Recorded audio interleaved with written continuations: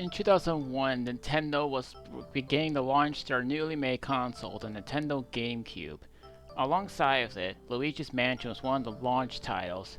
Yeah, it was a game that nobody even asked for, but alongside of it, another project was also on the way. Originally, the game was titled Mario 128, at least it was what the prototype was showing case, of how many Marios there was on the screen at once, but this would be turned to Pikmin shortly after. So what's the plot in this thing? So let's talk about that. So you're just flying in space, and all of a sudden an asteroid just shoots you right down to the planet. You're just flying, and you just get shut down from an asteroid. Now you're just in a planet, and all your space parts are missing. So that means you're gonna have to go ahead and find all your 30 missing pieces of your ship. So the character you're playing is Captain Omar, and here you are going around the planet, and the first thing you see is a sprout going down, and all of a sudden you pull it up, it's a Pikmin. There are three different types of Pikmin in the game. The red ones are fire resistant, which any fire enemies they can actually be fireproof, so that means they have a good chance of winning. Yellow ones, they let you pick up rocks and throw them into, well, gates that you can't even like punch or anything like that to break. And they're also electric proof, so anything that's electrical, they can be pretty much helpful. I should also mention with the yellow Pikmin, they are the highest ones, meaning if there's some objects you can't even reach, they jump the highest out of any other Pikmin in the game and the series entirely.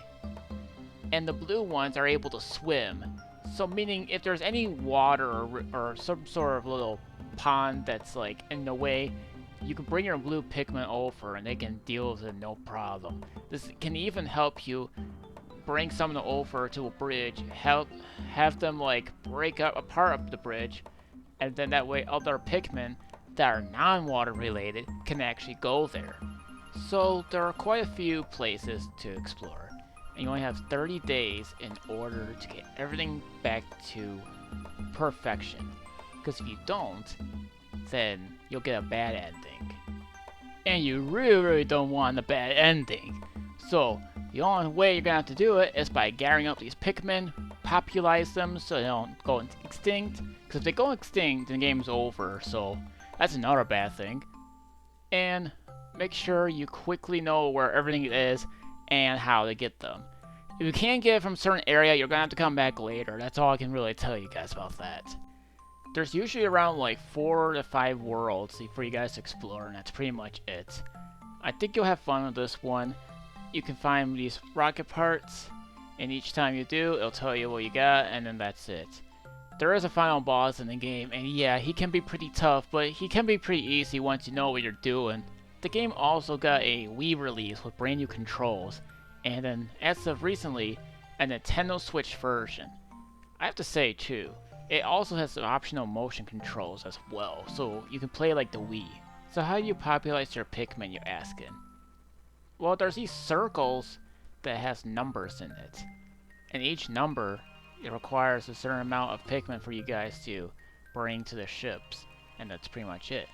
You can actually get at least like 5 or more of them, but if you get like the right color, you get like a little bonus Pikmin, so that's cool. But if there's no more Pikmins coming out, that's because you can only have 100 of them. So you keep going, then you can save the other ones for later use in case they even die. And yeah, defeating enemies is another one. If you defeat the bigger enemies, then you'll get even more of them. So make sure you watch your count of how many Pikmin each of different color that you may actually need. Because if they run out, then they could be no longer used to you. But yeah, the game is short and sweet, so I think you guys will like this one. It's a bit difficult, to say the least, at first, but once you know what you're doing, then everything should be fine. Let's talk about the sequel that came out 3 years later, in 2004. Yes, and also got a Wii release, and then recently a Nintendo Switch release. Pikmin 2 will now have 2 players, but unfortunately there is no 2-player campaign, but there is a 2-player deathmatch. But that's just about it for the 2-player thing. you go one leader against the other one in a squadron of Pikmin, and whoever defeats them the most, then they win. But yeah, anyway, let's talk about the campaign. This time, you're once again Omar, but you also got a Louie, and the president of his own city is in debt. So that means you have to get treasure in order for him to pay 10,000 coins.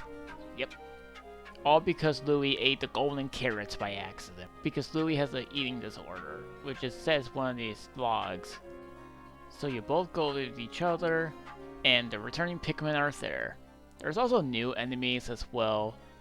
Like, there's like different variations of some of the ones that you're familiar with, but there's also like newer ones per se, and new bosses as well.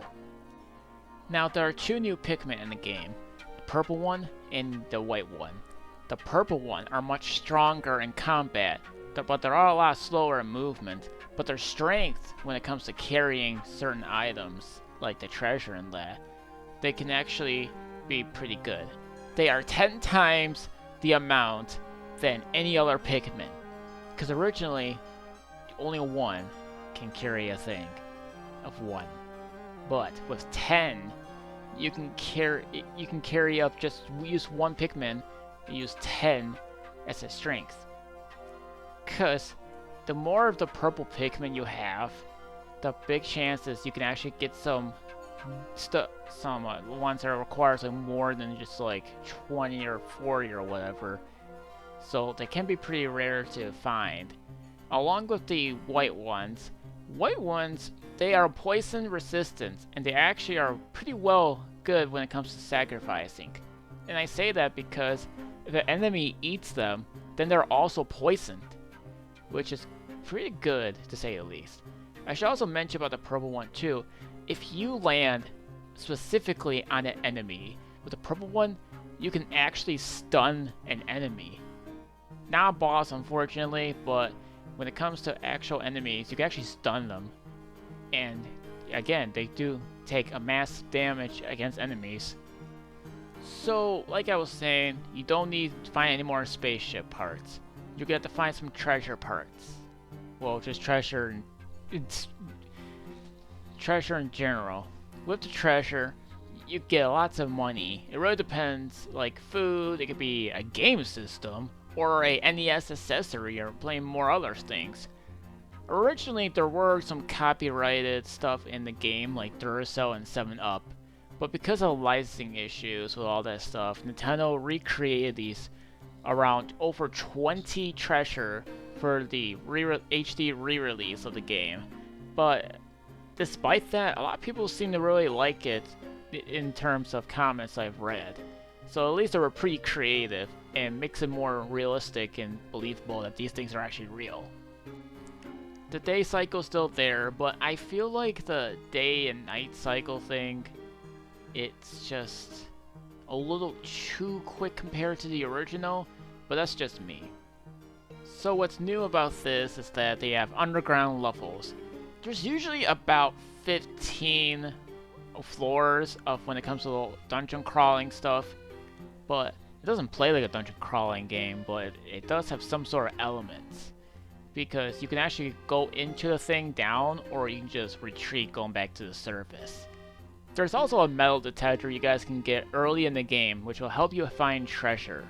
There's also one more type of Pikmin. Well, it's kind of a Pikmin, but not really. You know those Bulbin that have been coming after you, trying to eat all those Pikmin on you? Well, the one with a sprout on its head, if you kill its leader, you can obtain the other ones in the underground levels. They are immune to all elements, meaning that anything that's fire, water, electrical, and poison resistant. Yeah, they're all that, meaning you can do whatever you want. They also can be just used temporarily. You can't keep them forever, so whatever you're done with the underground stuff, they're gonna disappear on you, unless you can turn them into your own Pikmin, which you can find those little flower pads, like in the first game. But yeah, that's like a rare thing you could do and find in these underground levels. If you throw like a certain amount of them, then fine. But if there's ones with the white pattern with a different randomized color, if you throw just one in, they'll give you a whole bunch of Pikmin, meaning that you'd be fine with all the backup you have, which is a good thing. And that can be really helpful when it comes to underground levels like this, and popularizing the Pikmin.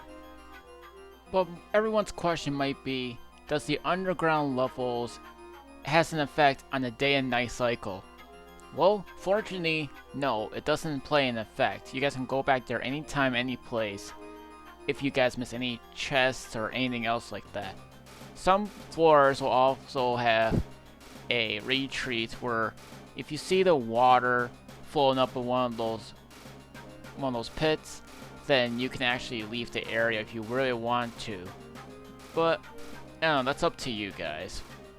But yeah, that's where you get all the Pikmin from, the yellow, the white, and the purple ones is where you can only find them. So you gotta make sure you keep them safe. But a lot of people has been exploiting